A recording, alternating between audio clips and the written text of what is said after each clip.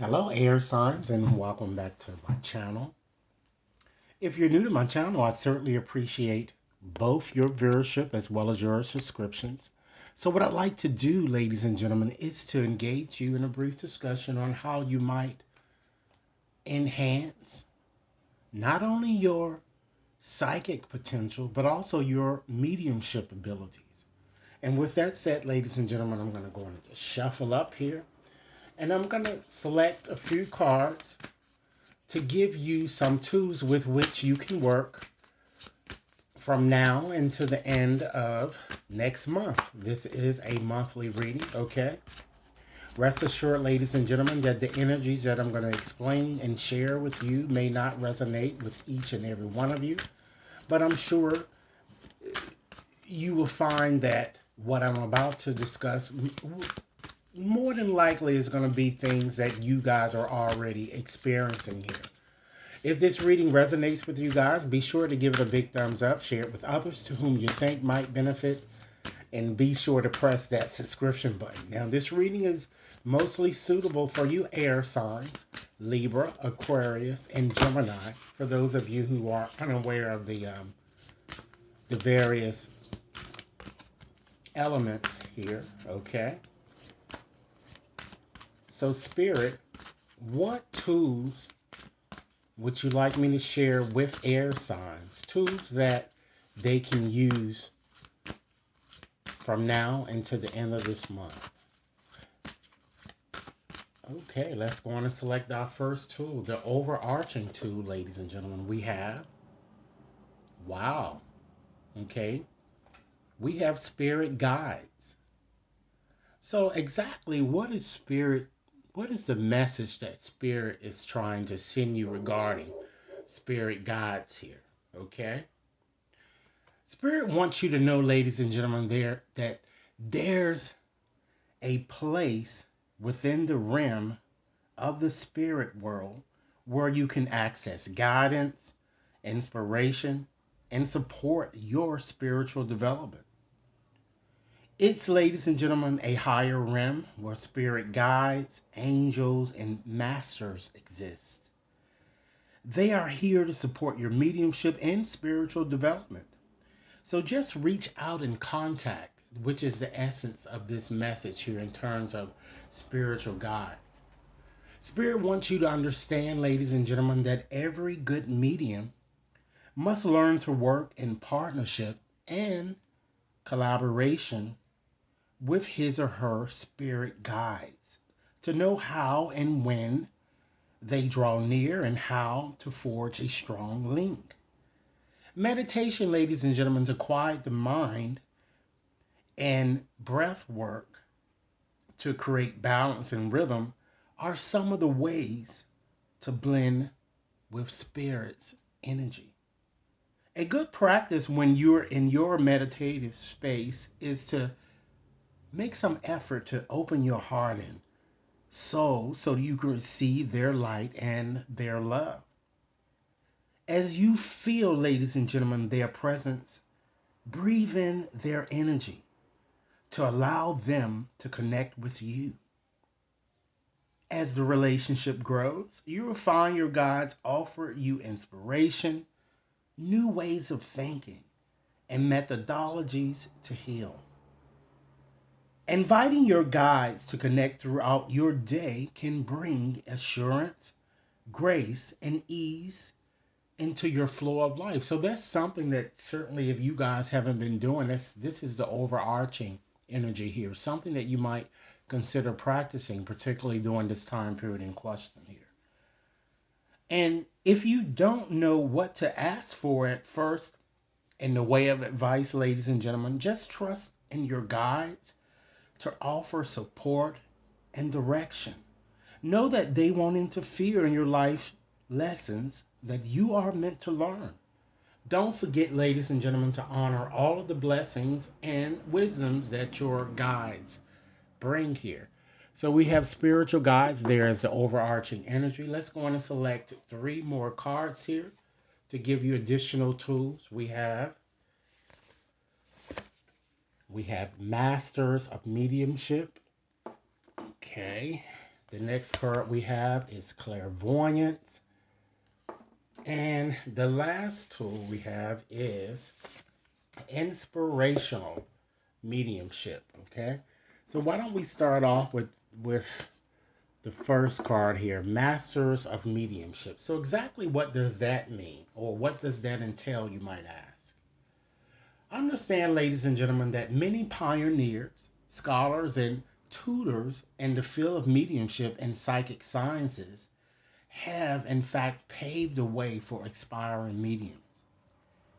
Much certainly can be learned from mediums from bygone years to assist you with the unfoldment of your spiritual abilities and to develop them safely and wisely. You can certainly gain many insights from the invaluable wisdom and knowledge of those mediums that have dedicated their lives to serving spirit. You can also learn different styles and facets of mediumship, but more importantly, ladies and gentlemen, you can understand how they lived and handled their everyday physical lives while using their gifts, their talents, and their abilities to help others. Just to name a few: Emma Harding Brighton, Arthur Finlay, Sir Arthur Conan Doyle, Grace Cook, Sylvia Brown, Estelle Roberts, Gordon Higginson, Coral Ploge, Albert Best, and the list go on and on. And these are just some of the great pioneers who have dedicated their lives to spirit. So, what you might find yourself doing during this time period in question, you might find yourself researching, and spirit is kind of advising you or urging you to to consider researching some of these past mediums as well as studying present day experience mediums and teachers, because this will certainly help you gain inspiration as well as guidance for those of you who are trying to, hone your mediumship abilities, and this will be a good start for you. Be discerning, ladies and gentlemen, and choose those who resonate with you, the ones you consider to be authentic, and treat the work with the highest regard.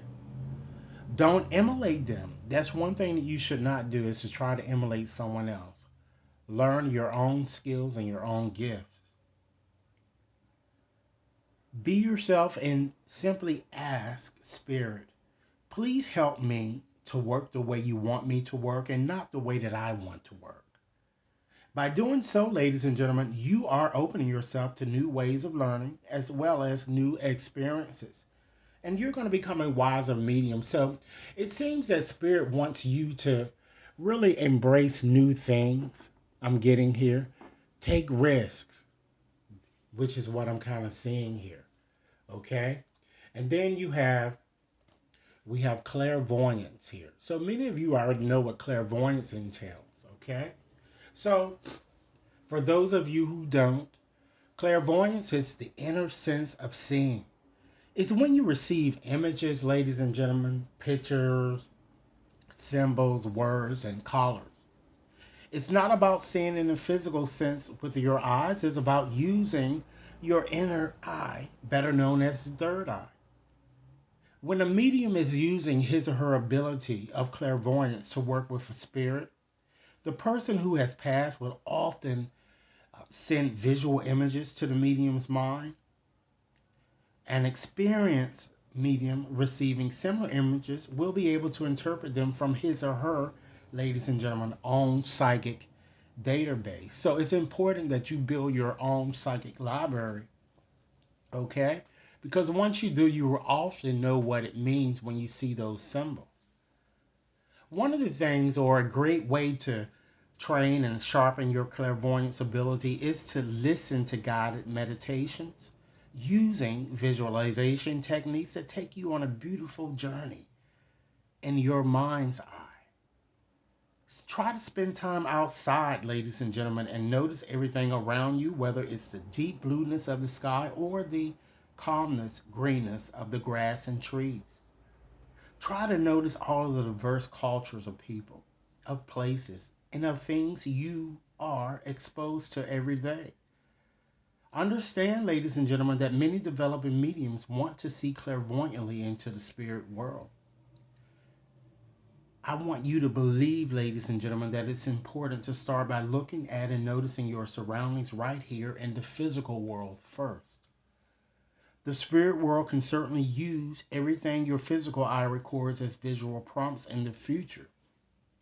If you follow this advice, you'll be training your eyes and your mind to notice and store more. This practice will greatly assist you in developing your clairvoyant strength. And some of you might already be doing this already.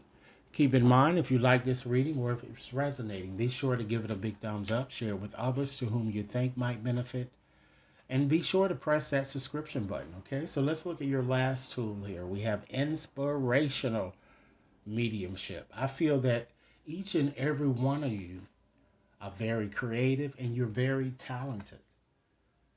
Think about it. Has a thought or idea suddenly appear seemingly out of nowhere?